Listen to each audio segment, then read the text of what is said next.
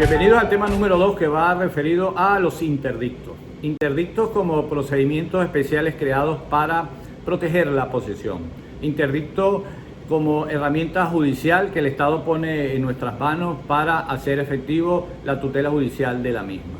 En clase pasada definimos la posesión como el poder de hecho que tiene una persona sobre la cosa, por el simple hecho de detentarla, por el simple hecho de estar en contacto con ella. Este poder de hecho genera en cabeza del poseedor una serie de derechos que van aumentando a través del transcurso del tiempo. Uno de los derechos que genera la posesión es que el Estado le garantice al poseedor el contacto directo con la cosa cuando éste ha sido perturbado, despojado o tenga el temor a daño sobre la cosa poseída. Este derecho lo mantiene aún en contra del propietario, pues lo que se busca es evitar la justicia privada, que fue abolida en Venezuela desde el mismo momento en que el Estado asumió el monopolio del. Por lo que podemos definir a los interdictos como las herramientas procesales que la ley le otorga a los poseedores para que soliciten mediante procedimientos especiales breves y expeditos la tutela jurídica de su posesión ante una perturbación, un despojo o una amenaza de daño por una obra nueva o vieja sobre los objetos poseídos. Esta protección va solo dirigido a los poseedores. En este procedimiento solamente se van a conocer de hechos. El derecho de propiedad no será objeto de estudio en este juicio, pues ellos tienen otras instituciones judiciales que lo protegen, como por ejemplo la acción reivindicatoria. A este respecto, el maestro Borja define a los interdictos como los juicios sumarios en que se ventila o deducen las acciones posesorias que la ley garantiza al poseedor contra toda agresión, molestia o amenaza de daño inminente. Esta protección judicial consiste en una serie de procedimientos que la ley pone a disposición del poseedor para que le solicite al Estado la protección de la misma, cuando su posesión ha sido menoscabada por una perturbación, un despojo o tenga el temor a daño de la cosa que posee. El siguiente punto del temario es la naturaleza jurídica. Este punto ha sido muy debatido por la doctrina y hasta el momento no han podido ponerse de acuerdo. Mientras gran parte de ella nos dice que estos no son procedimientos judiciales, sino son simplemente medidas preventivas que la ley pone en manos del poseedor para que busque la protección de su posesión, pues en él no hay un contradictorio que alcance una sentencia con carácter de cosa juzgada.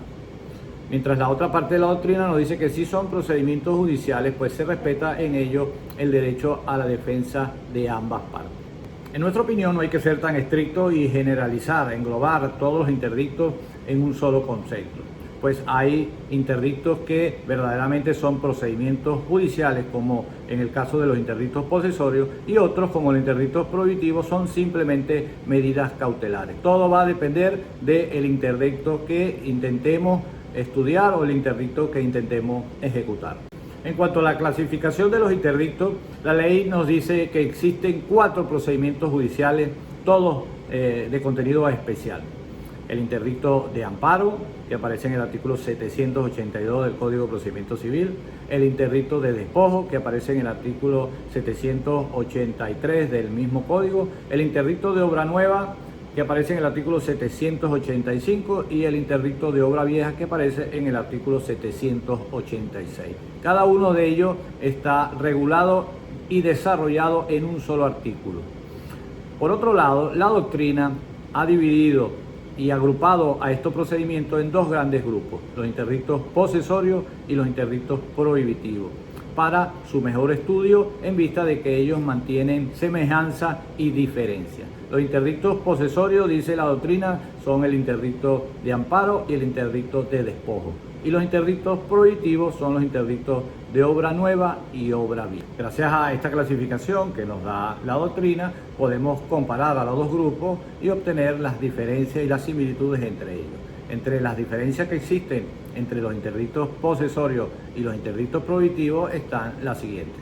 En cuanto a la protección que incuba cada uno de ellos, mientras el interdicto posesorio lo que busca es proteger a la posesión de un daño realizado por un hecho cierto y demostrable, como es la perturbación o el despojo, los interdictos prohibitivos lo que busca es evitar un daño futuro y eventual, pues la acción nace con el simple temor a daño de la cosa poseída. En cuanto a las causas, los interdictos posesorios son ejercitados cuando efectivamente y por vía de hecho una persona es despojada de un bien o es perturbada en ello. Mientras que en los interdictos prohibitivos, la acción nace cuando haya la posibilidad de que ocurra algún daño futuro. Ese daño debe ser eventual y probable, pues si el daño ya se produjo, no cabe un interdicto, lo que cabe es una acción de daño y perjuicio. En cuanto a la provisionalidad, esto es una diferencia procesal. Los interdictos posesorios, el decreto de amparo o el despojo que se dicta durante el procedimiento son provisionales, pues al haber sentencia en este tipo de procedimientos, estas medidas pueden cambiar por la sentencia definitiva. Mientras que en los interdictos prohibitivos, al no haber una sentencia definitiva que cause cosas jugadas, las medidas provisionales que se dicten durante el procedimiento son definitivas y no pueden cambiarse dentro del procedimiento. Y por último, los procedimientos judiciales son diferentes. Mientras que los interdictos posesorios son verdaderos procedimientos judiciales, en donde se pueden apreciar las tres etapas de todo procedimiento judicial, como es la etapa alegatoria, la etapa probatoria y la etapa de decisión. Estas tres etapas están unidas en dos grandes fases, como es la fase sumaria y la fase plenaria, en la cual es citado el demandado para que dé contestación a la solicitud del querellante y esto es decidido por el tribunal a través de una sentencia definitiva que adquiere una cosa juzgada parcial. Mientras que los interdictos prohibitivos son interdictos de una sola etapa, donde no hay contradictorio, no hay citación del demandado y en consecuencia no hay un acto de defensa por él. Estos procedimientos no terminan con una sentencia, terminan simplemente con la ejecución de la medida preventiva que ha decretado el tribunal en protección de la posesión. Además de todas estas diferencias, hay otra que es todavía más importante y es una diferencia que viene dada por el tribunal competente. Por cuanto a los interdictos posesorios, lo que se busca es evitar el daño del bien poseído. La ley ha querido que el juez competente sea el que esté más cerca del lugar donde se encuentra el bien.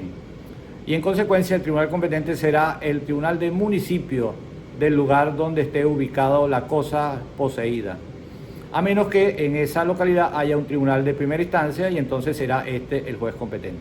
Mientras que en los interdictos posesorios, por cuanto se protege la posesión de un hecho ya sucedido, como es el despojo o la perturbación, el tribunal competente será siempre el de primera instancia del lugar donde esté ubicado la cosa poseída.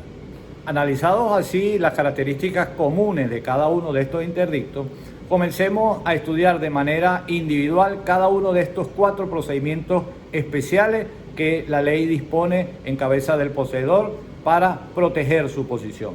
El primero de ellos es el interdicto de amparo.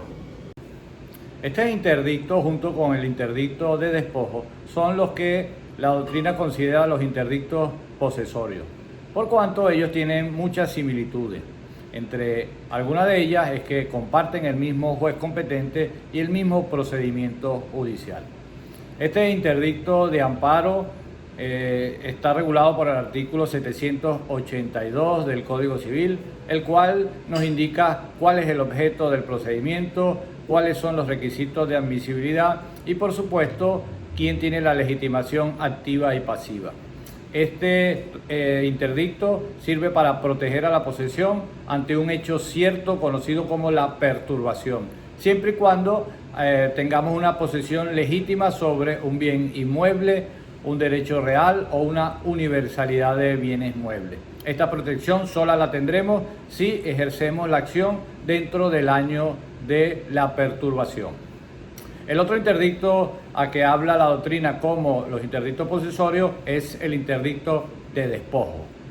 La base legal de este interdicto de despojo es el artículo 783 del Código Civil, que al igual que el interdicto de amparo es regulado únicamente por este artículo, el cual dispone que el objetivo de este procedimiento judicial es el de proteger a la posesión ante un despojo, vale decir, ante una desposesión.